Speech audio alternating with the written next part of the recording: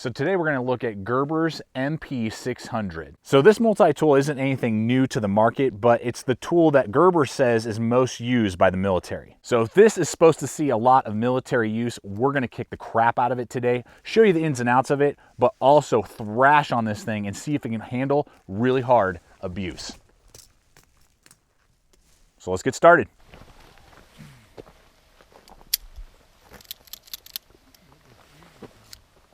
So obviously being a little facetious, folks, but we are going to totally thrash on this as we look at this multi-tool. Now, on Gerber's website, and if you look at some of their videos, I'm not in the military, I've never been in the military, so I'm going to be coming at this from a civilian standpoint, obviously doing my best to thrash on it and give you guys a full comprehensive video. This was issued from all my understanding to military units, and the military, as they went over to Afghanistan, were deployed over there, over a decade ago. So this has seen a lot of military use.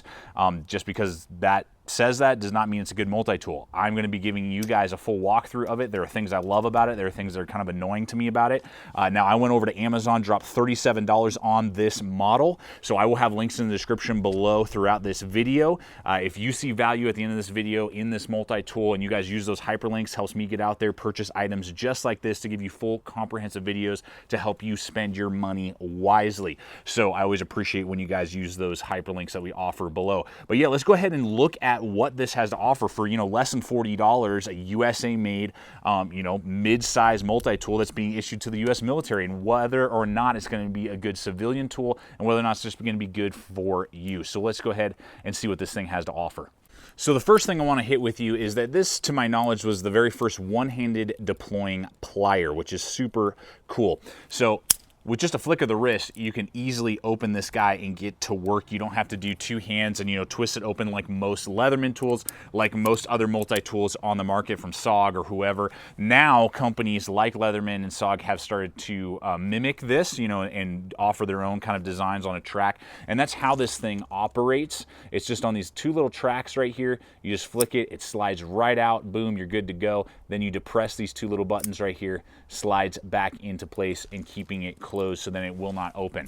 I really like it. It's a nice quick action. It's the same action on the center drive that we've already previously reviewed, and for me it really works well and is a major selling point for a sub $40 multi-tool. I believe the OHT out the front Leatherman tool, that's like 70 bucks or something like that, and that's, to my knowledge, the closest one in price that is not a Gerber made multi-tool. So that's pretty awesome that you're getting that really quick open and close capability.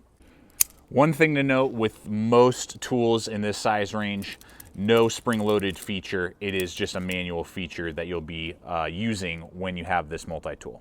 Now, the original version has the nice needle nose feature as well as good teeth to hit your average bolts that you're going to be, dealing with around the home. I would assume, on most vehicles, particularly like Humvees and that type of thing, you're working on firearms. I do a lot of run and gun and like a lot of range time and that type of stuff. So it's going to fit on most, medium to small size bolts, these teeth, and they're going to grip it really well. And then it's going to have those standard wire cutters there that absolutely tore through not only 12 gauge wire,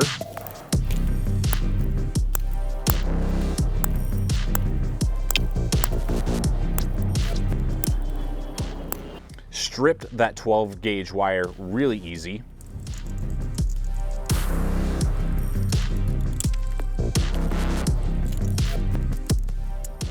And me, having been an electrician apprentice for 3 years, was really impressed with how quickly and easily it was able to cut through that 12 gauge, which is going to be your average type of wire that you're going to be handling either around a home or on, like some sort of electronic, device, a vehicle, that type of thing. No bending, warping, chipping on these teeth at all. Also did 16 gauge wire.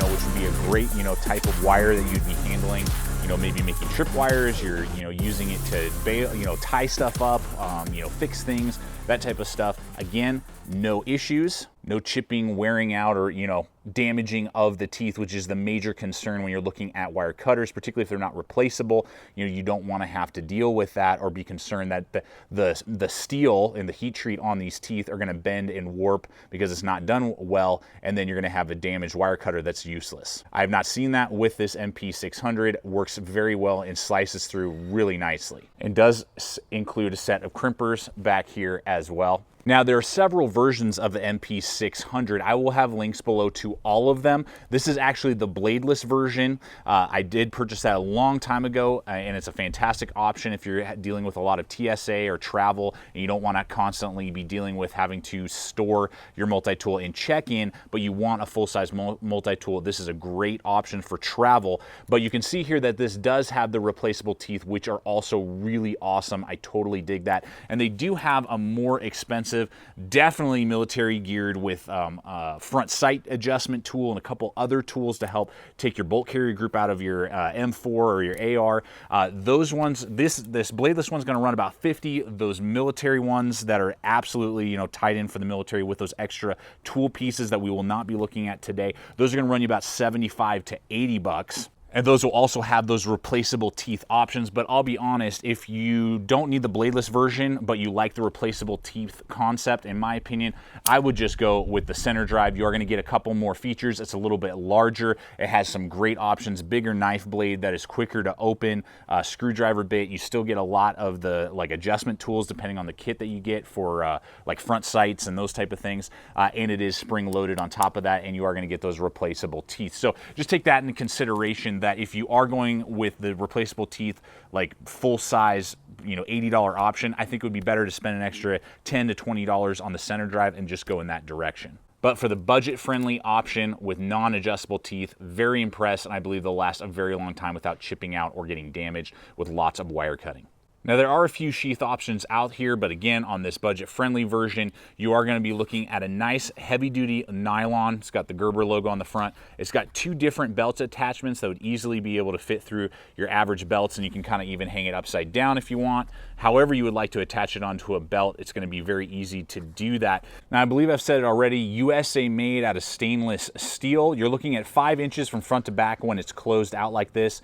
It's 0.63 inches thick, and the multi-tool itself is going to be 8 ounces and 9 ounces total with the sheath. On one arm, you're going to have a metric measurement ruler, and then on the other you're going to have a standard measurement ruler with the complete blacked out body. And I've had some questions, you know, does the blacked out kind of coating wear off on your hands and get your hands all nasty and gunky, you know, and whatever? I have not experienced that, not only on the bladeless, which I've had for about 3 years, or this MP600, the original, that I've had for about 3 months now. No wearing whatsoever onto my hands and causing nastiness, and the black coating is holding up really well with all the abuse and regular use that I've been putting this through for the last few months to give you guys this review. So now you've seen the wrist flick action for the pliers. Now there are no other tools available from the outside without having to open the tool. That would be the one thing I would love to have seen, this be able to pull the blade out, you know, without having to open the tool. Not a big deal, but that is just something that I would like to note. The center drive obviously has that feature, but you know, it's more than double the price. So once you have flicked it open, you got your body here, and now you're going to have all your tools that you're going to have access to. So we're going to look here on the first side on this arm here, and this has a lockback locking mechanism, which I really like a lot. It's not like a liner lock, so each tool that we're going to be pulling out today has a lock on it. So if you put lots of pressure on it, it's not going to accidentally collapse on you, regardless if it's a knife, a screwdriver, or some other tool. So the first thing we're going to pull out here is the serrated blade, fully serrated. So now if you're going to use it, you could either close it up and keep the pliers out if you're going to be using it, you know, just for a moment and then putting it back, or you can then depress it, slide the pliers back in, and now the tool is locked if you're going to be using this, say, for, you know, an extended period of time. So the blade length is going to be 2.6 inches, like a lot of tools in this size range, pretty standard. 420 high carbon, USA made, decent steel. You know, it's going to hold an okay edge. I hope to see companies start to upgrade their multi-tool steels in the future, but it is the industry standard. It's what all, you know, multi-tools are really using right now, except for some super premium, over $100 options out there. We have these multiple T sets. So you have 2 little guys, then 1 big guy. guy, 2 little guys and 1 big guy, and it is kind of like a chisel grind, so they're only going to show up on one side, not the other, like most serrated blades in this style, and it does have that sheep's hoofs for safety reasons. So the tool did decent. It's not the best serrated blade like this on the market. I think some of it is because the coating comes all the way down onto the actual teeth, and it makes it a little bit more difficult. If you resharpened all these, they would cut a little bit better. Again, very decent, but I have seen some other tools that have serrated blades like this that can just go a little bit quicker. You kind of have to tend to do a sawing motion than just a one cut and zip motion, as you guys are seeing as I'm rolling in the footage.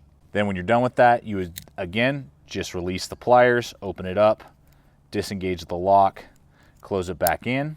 A few other tools that we have a nice D-ring here, so that if you want to attach paracord or other, you know, lashing attachments, and maybe you're just going to rock it on a piece of gear or in a pocket, you know, like that. Followed up by a good 3D Phillips head that's pretty short. You know, you got about like 1.5 inches there of extension.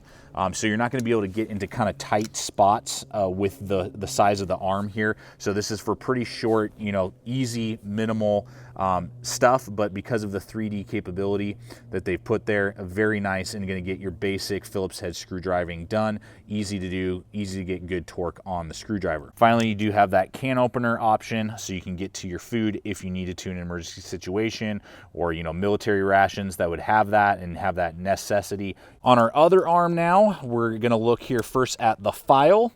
You got, again, that 2.6-inch file there, and you got the double coarse grit on one side and then the slightly less coarse on the other.